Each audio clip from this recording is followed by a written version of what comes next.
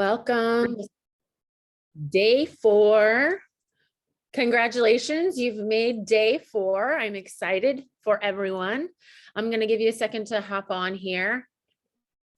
I was eating my breakfast and it has peanut butter in it, so I'm trying to get through that. Say hi when you're hopping on, and whether you're in the replay, say replay in the comments. I'd love to get your guys' feedback. I'm going to actually ask you guys some questions that I'd love for you to put in the chat. So it's going to be a little bit more of an interactive day. I do have where I can see the comments. I finally figured this out, guys. I'm so proud of myself. I was working out this morning. I get up at like 5:30 in the morning on especially Thursday mornings, because in my online program that I do live workouts every Thursday for those who maybe travel a lot, want just a workout partner, which is huge, need something that gives them ideas and modifications on moves if they are working out from home because of a sick child or whatever reason it may be. It is very valuable. So I get up, I do that, and I record it live through my group. And honestly, I just did not want to get up. I didn't want to do it. I was like,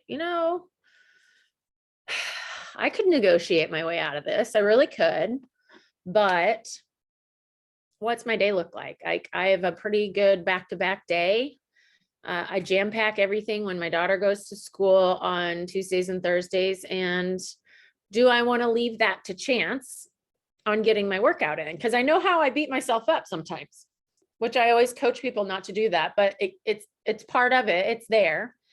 And I can mitigate some of that by saying, okay, I'm gonna go and show up and do just what I can. I was laying there awake anyway. I'm super restless right now. I'm not getting the greatest sleep. It's because of hormones, because of my cycle about to start. It's just part of it. I know it like I know my name. It's just there. So I could lay there trying to settle my legs because I get restless leg syndrome, tossing and turning, or I can get up and move my body. So I chose to get up, move my body, hair through in a ponytail, no makeup. I just literally went. And boy, did that really release a lot of resistance that I had just in a lot of areas. We all carry resistance. And I started getting just a pouring and receiving downloads of things that I wanted to share with you guys today. So cross our fingers. I'm not going to go super long because I do like to keep this somewhat manageable for you guys. But you guys, this is like, we talked yesterday about mindset stuff. I'm going to touch on that again today because that is first and foremost has to happen. There has to be that decision, that choice. And we battle this more than we battled this. Honestly, this is the most powerful between the two. So the first thing I want to do is take some inventory. Okay, guys, let's take some inventory of how it's going. What are you doing well? I want you to put in the comments. Number 1, what are you doing well and executing good? 2, what can I improve on? And 3, what tweaks can be made to ensure some better results? We talked about this in the email. I asked for people to either reply to the email or go to the group. I prefer the group because I think that it is very inspiring to get a lot of you guys' feedback and experiences. You guys have been so great, very transparent. I love that you guys, that's just more inspiring than because we all go through this stuff and we're just in this together. And it is so awesome to have so many people participating in something when we all have a unique life to us, but we all get it. There's just this common thread of we've got busyness, we've got obstacles, we've battled some limiting beliefs, and yet we still want to get our health and fitness on track. We want it bad enough. We've committed to this 5-day challenge. So you're already going a good direction.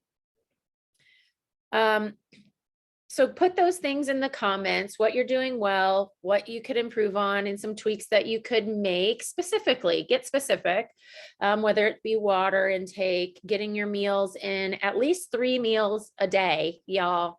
And I'm telling you what, I don't know what it is. My metabolism either has just really cranked, but I have for sure gotten hungrier and hungrier. So I need to definitely up my protein intake and my meals. You're going to notice that too. You're going to notice when you do your meals consistently, you're going to have more energy. Then it's going to require more fuel because you're going to be more active, and you're just going to be able to eat more and more and more, which is awesome, because who doesn't like to eat and feel lots of energy and have your body working the way that it's supposed to. You know, our gut health, it's our second brain.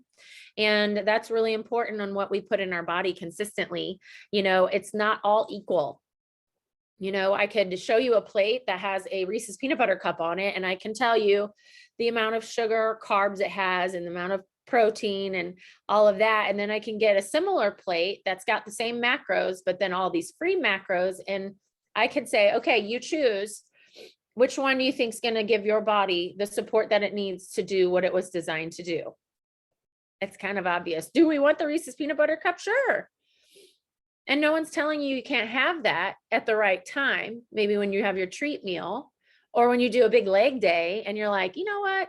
I'm just going to give myself one of those kid-size ones, the little minis, just to satisfy that craving, you know. But we're not going to have the king size double with the Reese's Pieces minis in there. Like, that's just insanity. Do you guys know how many empty calories are in things like that? That's just going to make us crave things more, spike our sugar, make us crash, make us tired, and kind of put us in a mood, because sugar is very inflammatory. And when we put sugar into our body consistently, then we're going to get all kinds of weird things happening in our body, and we're going to not realize it's from that big old king size Reese's Pieces cup that you just had, and you're not going to connect the two. And then you're going to get frustrated. Tell me if this isn't true. I mean, you're going to get frustrated. You're not going to link the two things together, because why should something like that, oh, we should be able to have something like that and it not completely derail us? You would hope, but it's not always true for everyone. Not everyone can take that. They've got other pre-existing conditions, family history. Sometimes age can make a difference, and you don't have that kind of wiggle. You don't have that kind of freedom.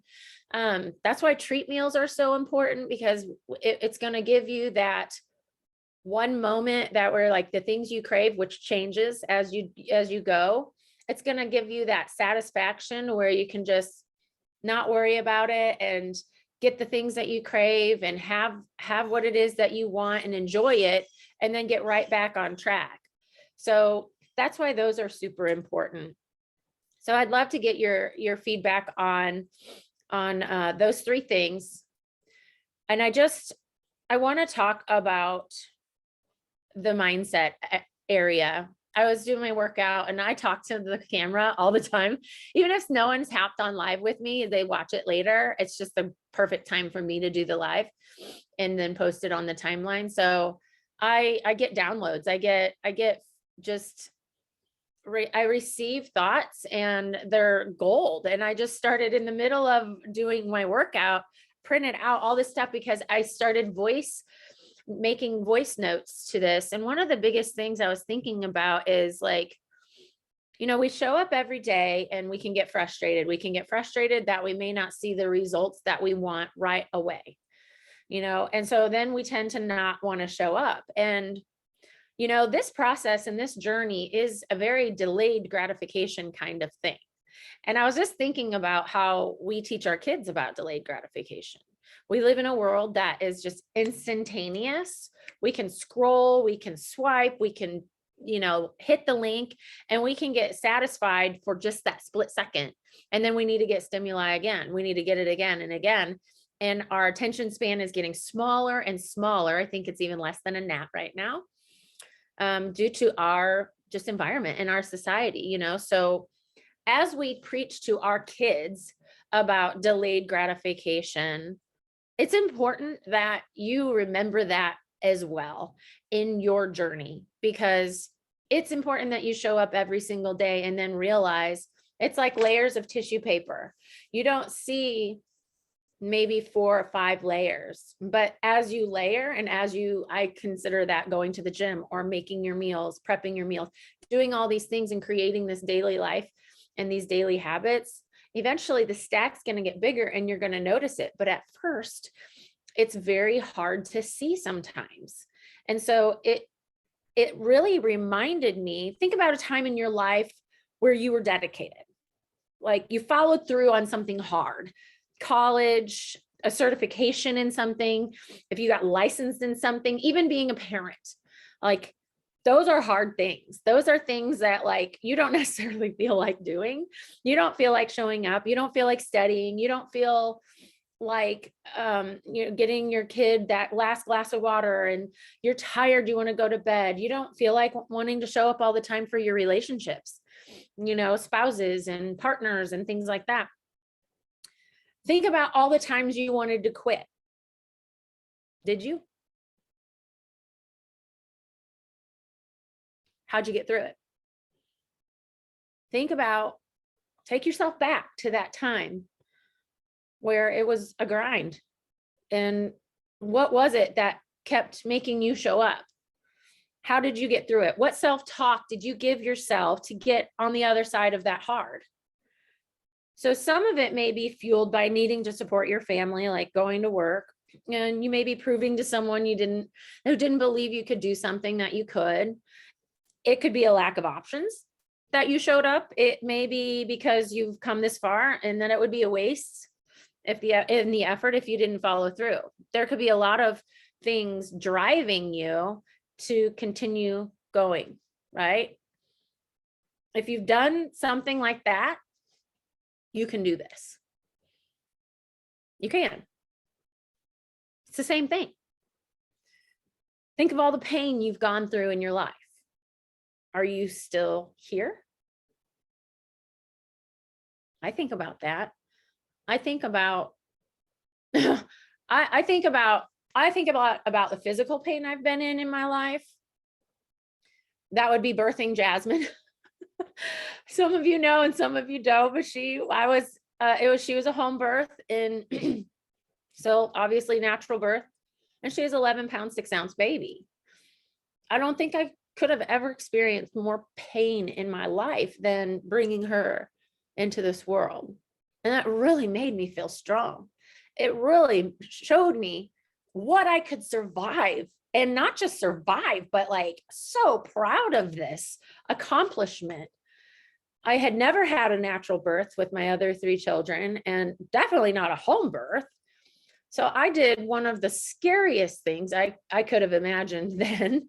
And sometimes even still now, I think that's one of the scariest things you can do. And I did that. And man, that dug those neural pathways that like I can do something hard. I can survive something that was very painful. So when I get into the gym and I feel some discomfort and I feel some fatigue, I compare it to that and I'm like, this is nothing. This is nothing. This is only going to last maybe an hour and a half sometimes if I'm feeling really good and I can rest. I have the choices, this is nothing compared to that. You're still putting one foot in front of the other, right? I think about the emotional pain I've been through in relationships, in breakups,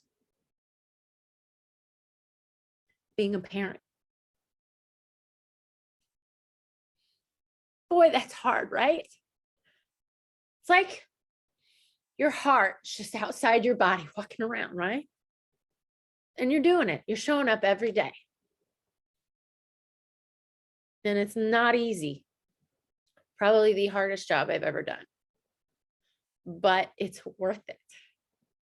Same here. This is not going to necessarily always be easy to do. Always be the choice you want to make. There's no secret formula. Just showing up in whatever form you have that day. But show up. Think about how you're here right now. Your job, your family, your relationships, how are they still intact? It's because have always felt like it. It's not because you've always felt like it. It's because you showed up. Someone is expecting you to show up. Their work, home, spouse, kids, all that. It's that accountability. You're creating a habit. You've made a commitment and you're going to show up come rain or shine, right? So take those abilities, those superpowers that you have, and they are superpowers at times, it feels like, and apply that to this journey. And, that's why coaches have jobs. I mean, you've got your boss expecting you to show up. And if you are your own boss, boy, you really got to be showing up when no one calling your phone or texting you or saying, hey, get your butt in here, or you're going to lose your job. That's why you've shown up the last 4 days, is because we've done this challenge and you made a commitment with others involved. There's others who want the same thing, who have similar obstacles as you in this challenge with you. How do they do it? I guarantee you the guys posting, ladies posting, and it's hard sometimes to be transparent. It's hard sometimes to just put it out there on your struggles. You're inspiring people. There are people who feel that same way. And I appreciate that so much about you guys who have done that. And it inspires me. And I'm kind of running the show here, and it inspires me. I appreciate you guys about that. So I heard someone say this the other day: instead of all or nothing, change it to always something. So we put a lot of pressure on ourselves to be perfect, or it's not going to work. And that's not true. You don't have to be perfect. You can show up at your best, and it may be different than the day before, maybe not as big, but it's as big as you got right now. But you're there, and you're creating that habit, and you're getting that delayed gratification, because all of those times that you show up, you're going to get paid. You're going to get paid immediately. Really, you'll get paid with that feeling of accomplishment, pride that you did something you said you were going to do and you followed through. The physical accomplishment of feeling that endorphin hit, I tell you what, it's 10 minutes and that's all it takes for me. And I'm like, oh, I'm so glad I showed up. So glad. It makes the rest of my day so much more productive. Don't let also your partner, whether you have a partner that is like a workout partner or your partner at home, don't let their lack of motivation dictate whether or not you're going to show up either. Really take that personal responsibility. You can't put that kind of responsibility on another person. When you can't expect it from yourself, they have their own path, their own journey they need to figure out. And it's not going to be the same as yours. Think of all the excuses you have. Think of them. All the things that are difficult in life for you, and look at how you're doing that. Kids, job, physical ailments. Some people feel like their bodies are betraying them in areas that they feel like they have no control over. But we do. We have a choice. It was funny. I was on my support call yesterday with my gals and she says, pardon my French, but you got to reframe that crap. And she used a different word, but we won't do that here. And I'm like, that's good. Reframe that crap. We can look at things half empty, or we can look at things half full. Are you getting through the day every day, showing up, growing, fighting for that thing? That same thing in you, that use that to give you the strength to show up for yourself. Use that as a reason you can do this. They aren't your obstacles. They are your fuel. That power in you, that if I can do this, then I can do this tough thing.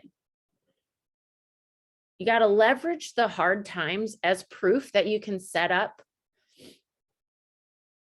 an excuse that you can't. You've got to take this power that you have in other areas and just translate that in your fitness, showing up for you. Instead of poor me, I've got all these things on my plate, I'm juggling all this. You feel like you're just getting through. Hey, you're getting through. You're doing this. You're raising kids. You're keeping up with your relationships. You're showing up for work. You're earning money. You're providing for your family. You showed up here. Those aren't excuses. That's leverage. That's proof that you can do this. And I just kept thinking about this because that's how I do this. I look at all of the difficult things, how many times I've had to restart my life. And my gosh, like a lot. I've had to. And every time I've done it better. And I keep dialing things in. And does it feel like things kind of tighten for a little bit? And it's like, ooh, this is uncomfortable. But then it just becomes normal. And then I get to dial it in and tighten it up even more. And then that becomes normal. And then that's how your life just goes. And you keep leveling up. The pain is temporary. The pain you can use as power, as strength, as proof that you can do hard things. And you can pick your hard. We hear that a lot. Choose your hard. You must choose your hard. I will not feel sorry for anyone. I have obstacles. I have challenges. I've been at rock bottom. And the only person that could get me out of that was me. And the only person that can get you out of where you're at is you. Did I have support? Absolutely. Did I have someone protecting me and creating a safe space for me to grow, to heal, to grieve, to do the things that I needed to do for me first? Absolutely.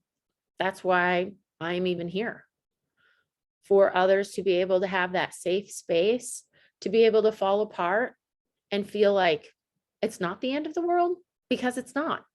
It's just a moment. It's just a moment. And you can let that moment completely take over your day, or you can have it, let it move through you and say, okay, that was a moment and that was it. I do hard things. I am strong and I do hard things and I can do this. And then eventually it doesn't seem hard. It just is what you do. And you get stronger and stronger and the hard gets less hard. And then you level up and you get tougher and you get grittier and you start seeing those results. You see them on the inside first, you feel them, your mood changes, your mentality changes, which to me is everything. The physical, yes, I get that. That is sometimes our initial motivator. I want to fit in this dress, or I want to look better naked, or I want to be in a bikini, or whatever it is for you. But think about your quality of life right now. Think about where you are. Are you in usually a really good mood, or are you pretty cranky most of the time because you don't feel confident about yourself? And it may be about the physical, but there's a whole lot going on that you're not recognizing either, that I talk about a lot with the women that come and ask for my help. Because if we don't get to the heart of those things, the physical is not going to get there. It just won't. And that's the work. That's your work. It's not mine. It's yours. I do my work. I still do work. I still do hard things. I'm still scared. I carry fear with me at times. I have anxiety. I deal with depression at times. I deal with fear on a consistent basis. But I'm kind of used to that feeling and I just move anyway. And so, hey, it's going to be there. So you might as well just go for it. I wrote a post yesterday and I really thoroughly enjoyed going and supporting my friend at the American Heart Association, the women, Go Red for Women. She was the keynote speaker, and she had a big scare. She had an event. She told her story, and she had a stroke about 8 months ago, and there were no warning signs. She's pretty healthy, active. And that scare and realizing, we only have this one life, and to take care of it. So she said something that was so sweet. It's like, so my family now uses the good china. And we all chuckled, because it's like, yeah, like we only have this one body, this one life. What are we waiting for? Why aren't we just pulling that trigger?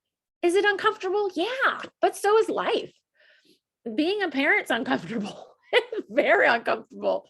Probably one of the most, like, I'm about to do an interview with my oldest son. Someone on one of my posts was like, oh, I can't wait to hear that. And I'm like, me too. Because I know I made mistakes, and I still do, but that's okay. We're human. We're going to. But if we can just keep moving forward, and instead of an all or nothing and being paralyzed by fear, that doesn't make you feel good either. We judge ourselves about that. So let's stop judging ourselves and just start moving forward with one foot in front of the other, which is what this challenge was about. But think about what you're going to do after tomorrow, which is our last day. I can't believe it. It's flown by, you guys. And I appreciate all of you guys so much for really committing to this time. And I really hope that this was a launching pad for so many of your journeys. And if this 4 days hasn't looked perfect, that's okay. That's okay. I'm here to support you. I'm here to support you after the 5 days. I'll talk about that more. I'm offering sessions with people, one-on-one sessions with people, to talk about what your next steps are. If you're not sure, how do I keep going? You're like, sure, I was able to do this for 5 days, but how do I keep this as a lifestyle? Just like this, day by day, week by week. Get support, dial your plan in, and make sure you surround yourself with people that are going to support you and speak positive things over you, and put things in place, things on your wall, things in your bathroom, your shoes by your bed, wear your workout clothes to bed, whatever it takes to create that habit, to ingrain this lifestyle in you. And before you know it, it's just going to feel more uncomfortable to not do it. That's where I'm at. It's so uncomfortable not to do this life, and not to eat a certain way, and to move my body a certain way every single day. I just don't know what that's like. And I don't ever want to know what that's like ever again. There's a time where I couldn't walk down to the mailbox and back without having to rest for the entire day.